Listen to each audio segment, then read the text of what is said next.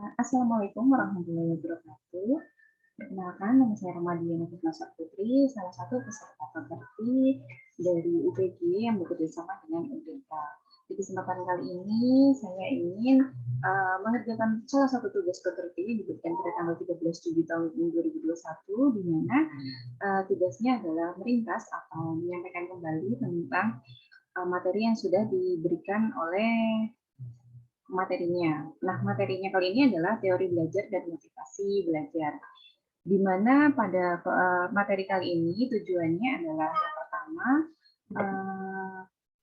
pesertanya atau mungkin saya juga nantinya adalah bisa memahami dan mengembangkan tentang teori belajar dengan subtujuannya adalah menjelaskan implementasi teori belajar di perguruan tinggi. Kemudian yang kedua, karena tadi judulnya teori dan motivasi, yang kedua adalah memotivasi diri dan juga mahasiswa untuk terus belajar. Dengan subtujuannya adalah menjelaskan motivasi belajar di perguruan tinggi dan menjelaskan tuntutan belajar di perguruan tinggi. Kita mulai dari teori belajar. Ini ada 4 poin yang akan kita bahas kali ini. Yang pertama adalah definisi dari teori belajar, kemudian aliran dari teori belajar, penerapan teori belajar, prinsip pembelajaran. Kita mulai dari definisi teori belajar itu sendiri. Teori belajar berasal dari 2 kata, yaitu teori dan juga belajar. Teori sendiri berarti analisis hubungan antara fakta-fakta yang ada, sedangkan belajar merupakan aktivitas yang menyebabkan perubahan perilaku. Jadi di sini yang harus kita garis bawahi bahwa belajar itu adalah suatu proses, suatu aktivitas di mana nanti dihasilkan atau hasilnya adalah perubahan perilaku. Siapa yang berubah perilakunya? Yang berubah perilakunya adalah peserta didik atau pembelajar atau mungkin kalau di kalangan kita adalah mahasiswa. Selanjutnya itu tadi per definisi, jadi teori belajar adalah teori-teori yang digunakan dalam proses pembelajaran atau teori-teori yang bisa menyebabkan adanya perubahan perilaku. Kemudian kita lanjut ke aliran. Aliran dari teori belajar ini ada 5. Ini sebagian besar sebagian besar tema ini akan berkumpul di sini. Jadi kita belajar tentang aliran-aliran dari teori belajar. Aliran teori belajar sendiri ada 5. Yang pertama adalah aliran tingkah laku, kemudian yang kedua adalah aliran kognitif, yang ketiga adalah aliran humanistik, kemudian aliran konstruktivitis, sama yang terakhir adalah aliran sibernetik. 5 aliran ini dasar pembeda utamanya adalah penekanannya. Kita mulai dari aliran tingkah laku. Aliran tingkah laku atau yang disebut aliran behaviorisme, di sini dia penekanannya adalah hasil dari proses belajar. Jadi mau prosesnya seperti apapun, yang penting adalah hasil dari proses belajarnya itu sendiri. Seperti tadi yang sudah saya sampaikan, hasil dari proses belajar adalah proses perubahan perilaku. Jadi adanya perubahan perilaku dari peserta didik. Mau caranya bagaimanapun itu terserah. Pokoknya hasil akan tercapai.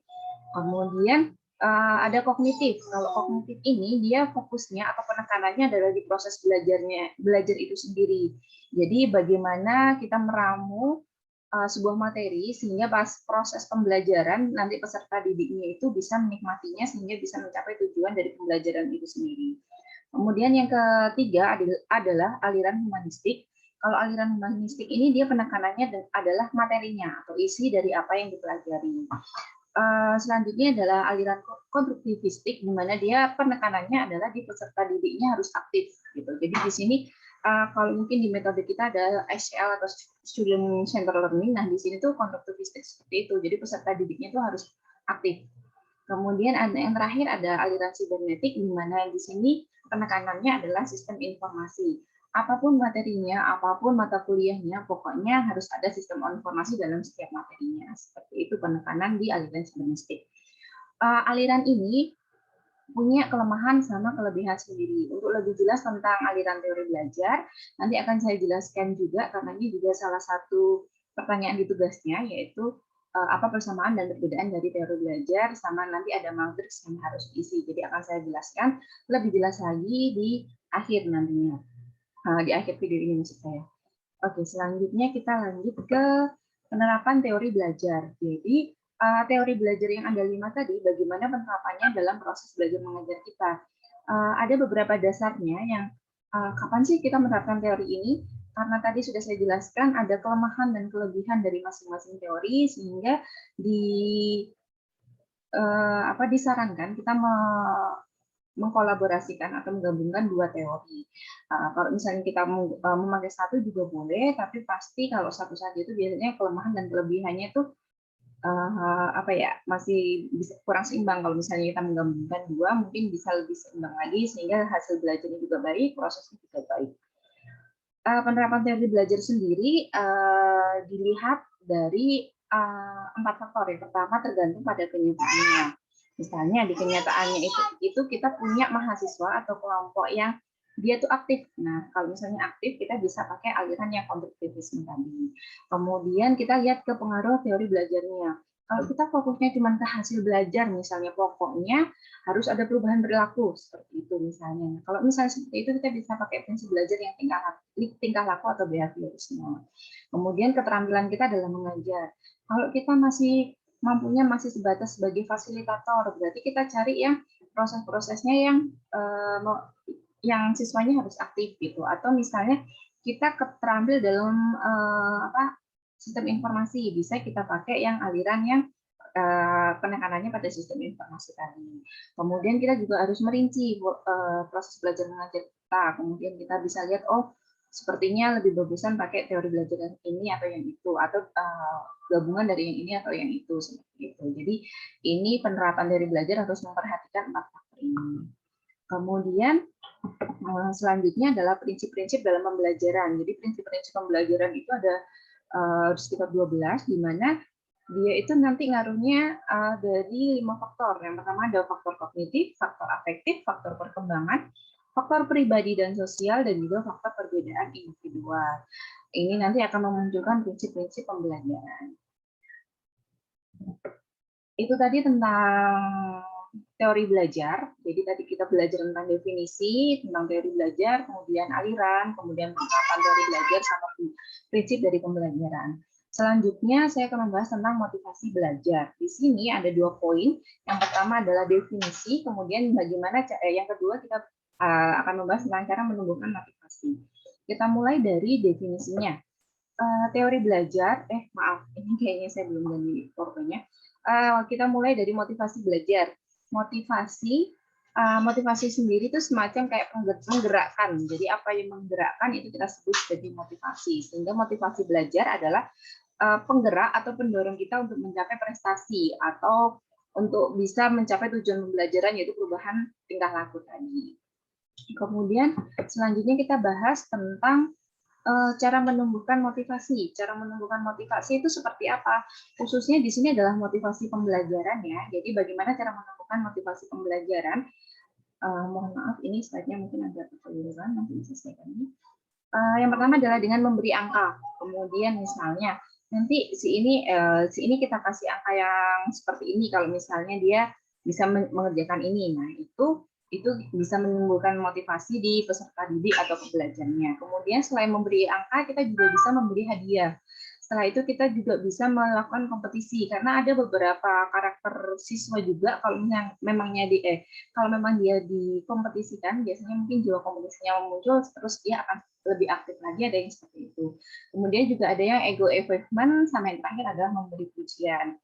Apakah semua harus dilakukan? Tidak, tapi kalau memang bisa juga tidak apa-apa, karena memang kan kadang kita tidak tahu ya, misalnya dalam suatu kelas itu kan heterogen, ada yang suka kompetisi, ada yang suka pokoknya aku bisa ada angkanya, ada yang suka diberi hadiah, nah seperti itu. Jadi mungkin kita bisa menggabungkan beberapa, atau kita misalnya pertemuan ini kita kasih angka, pertemuan ke depan kita kasih pujian misalnya. Jadi karena apa ya namanya, cara penumbuhannya itu beda-beda, juga mungkin mahasiswanya juga mencari-cari, gitu. Artinya mereka termotivasi untuk belajar, bisa seperti itu juga. Nah, selanjutnya tadi di subtema saya jelaskan bahwa ada yang namanya motivasi belajar di perguruan tinggi.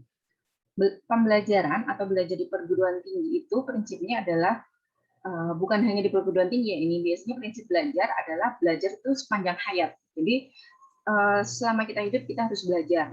Kemudian kalau di perguruan tinggi, biasanya itu orang sampai berperguruan tinggi. Kenapa kita masuk ke perguruan tinggi? Karena dengan pendidikan yang tinggi, bahkan yang setinggi-tingginya, itu bisa memaksimalkan pengembangan potensi diri.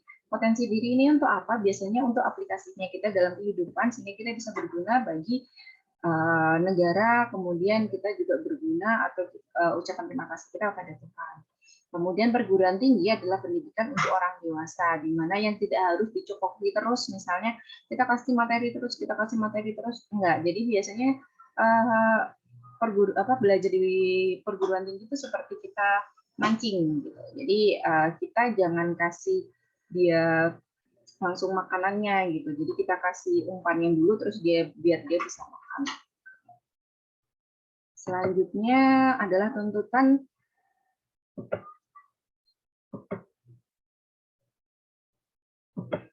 ya. Selanjutnya kita ke kesimpulan. Jadi tadi sudah saya ulang sedikit tentang materi yang diberikan, tentang teori dan motivasi belajar. Di mana tadi kalau kita balik lagi ke kesimpulannya, kita balik lagi ke tujuannya. Di mana tujuannya adalah diharapkan peserta pekerjanya bisa memahami dan mengembangkan teori belajar. Nah, serta menjelaskan implementasi dari teori belajar di perguruan tinggi. Tadi sudah saya jelaskan. Saya jelaskan ulang tentang teori-teori belajar itu seperti apa, kemudian bagaimana implementasinya, bagaimana penerapannya, faktor-faktor apa yang menerapkan sudah dijelaskan. Kemudian kita mulai selanjutnya adalah memotivasi diri dan juga mahasiswa untuk belajar.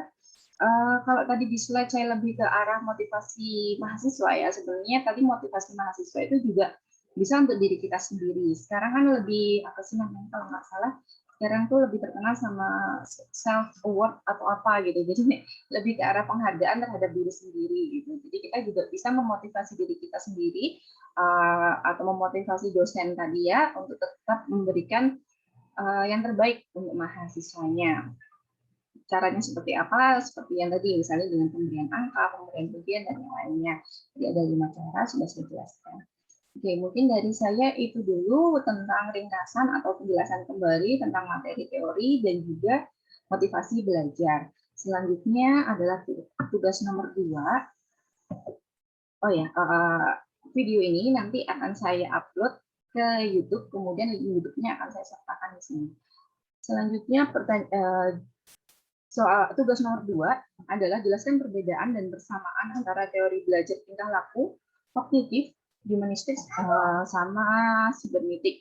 Jadi persamaannya menurut saya semua teori belajar itu menghasilkan perubahan perilaku. Jadi tujuannya adalah tujuan belajar tadi adanya perubahan perilaku.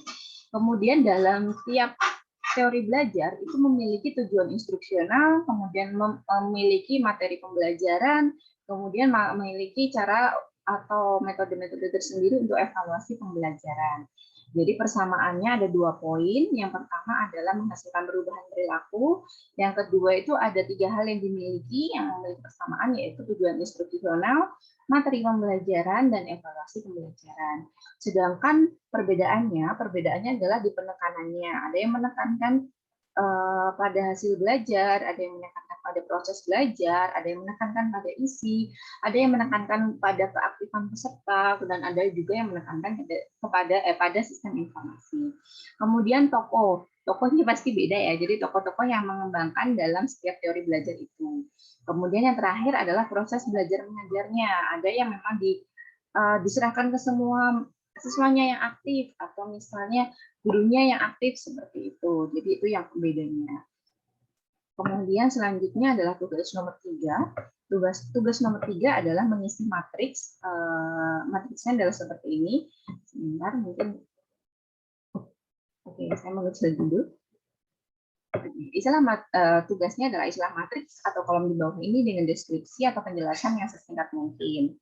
Di sini ada teori, sebelah kolom itu ada teorinya, ada teori tingkah laku, kognitif, humanistik, sibernetik, sama konstruktivisme. Kemudian yang sebelah bawah atau barisnya ada makna belajar, proses belajar, kekuatan, sama kelemahannya. Ini yang tadi dalam penjelasan awal saya jelaskan bahwa ini yang akan lebih saya panjang lebarkan di sini penjelasannya. Kita mulai dari, kita bacanya ke bawah aja ya. Jadi mulai dari teori belajar tingkah laku atau behaviorisme. Di sini makna belajarnya intinya adalah belajar harus menghasilkan perubahan perilaku. Jadi mau bagaimanapun pembelajarannya, misalnya mau pembelajaran di kelas, di praktek, di lab, di tempat praktek atau dimanapun itu harus ada perubahan perilaku. Kemudian proses belajarnya itu dia ada stimulus sebagai masukannya, kemudian ada proses belajar mengajar itu sendiri di mana nanti ada faktor yang memperkuatnya. Jadi kalau faktor ini dia bisa memperkuat, maka proses belajar mengajarnya akan semakin kuat. Kemudian juga ada respon atau hasilnya, itu yang berupa respon. Kemudian kekuatan dari teori ini yang pertama, tujuan pasti tercapai karena memang penekanannya di tujuan. Kemudian yang kedua, ada penguatan yang bisa mendukung pencapaian tujuan. Jadi pada proses belajar mengajarnya itu pasti nanti ada penguatan untuk teori belajar yang tingkat laku. Kemudian kelemahannya, biasanya karena memang langsung fokusnya ke tujuan, dia biasanya untuk yang sederhana-sederhana, belum bisa sampai ke yang tujuan yang kompleks. Itu. Kemudian tidak semua hasil belajar itu bisa diukur atau bisa dinilai gitu. Jadi hasil belajarnya itu ada, tapi wujudnya itu bisa konkret atau tidak konkret. Ada yang dari belajar tingkah laku, sehingga tidak semua hasil belajar dapat diukur. Ini merupakan salah satu kelemahannya. Kemudian kita selanjutnya ada teori belajar kognitif, di mana makna pembelajarannya intinya adalah belajar adalah proses berpikir. Jadi dia menekankan ke prosesnya. Proses belajar adalah proses berpikir, seperti itu.